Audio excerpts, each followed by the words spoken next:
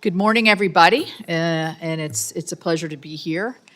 This morning, we will hear from President Trump's nominee to be the Assistant Secretary for Fish and Wildlife at the U.S. Department of Interior, Mr. Kevin Lilly. Welcome, Mr. Lilly, to the Environment and Public Works Committee. Mr. Lilly, I know you spent a considerable amount of time with the Energy and Resources Committee yesterday, given the nature of this position and our split jurisdictions, and so we're very appreciative that you're here with us today. Mr. Lilly brings decades of leadership experience gained from his time in the private sector, state government, the military, and most recently at the Department of Interior in the role as Assistant Secretary. He has been nominated to be the Assistant Secretary for Fish and Wildlife, where he would provide senior leadership, policy leadership for both U.S. Fish and Wildlife and the National Park Service.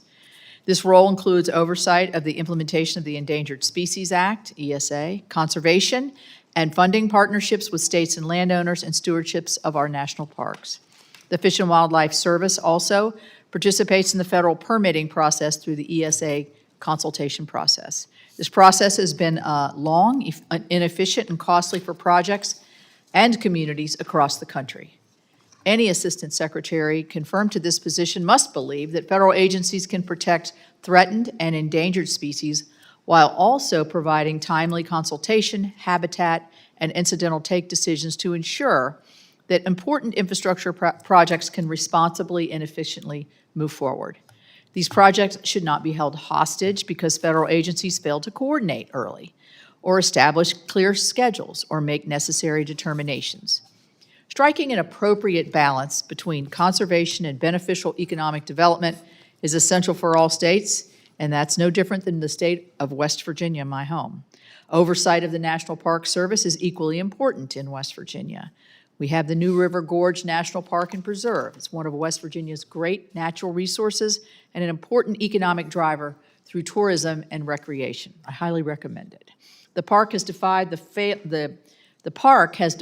failing attendance trends facing other national parks. The New River Gorge posted a 9.5% increase in attendance in 2025, with visitor spending contributing over $100 million into the local economy in 2024.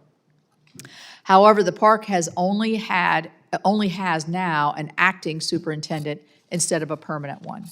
The New River Gorge National Park needs a permanent superintendent to focus on improving the visitor experience in park operations, as well as working with surrounding communities to leverage the opportunities presented by the park's increasing attendance.